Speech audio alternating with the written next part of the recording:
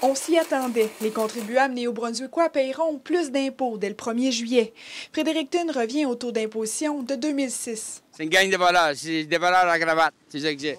C'est normal que ceux qui travaillent payent l'impôt. Il faut que le gouvernement prenne nos enfants quelque part. Plus ça va, moins on en a dans nos poches, puis c'est ridicule.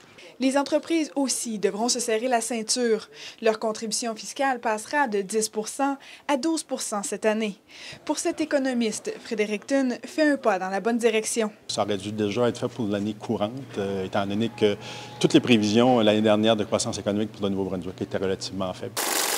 Le déficit prévu cette année est de 478 millions de dollars.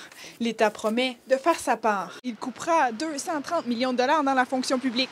Et pour prêcher par l'exemple, il va même se départir de l'avion gouvernemental. Les universités et collèges communautaires sont aussi dans la mire.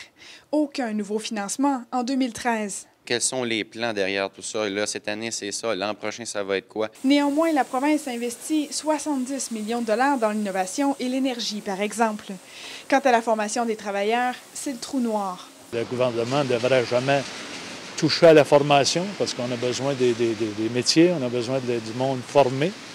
Ça, c'est déplorable. Et ici, dans ce comptoir vestimentaire, c'est le manque d'emploi et la hausse d'impôts qui inquiètent. Ça va empouvrir encore plus. Puis les gens ont vraiment de la difficulté à arriver.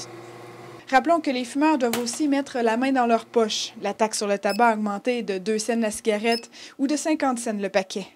Marie-Pierre Beaubien, Edmundston.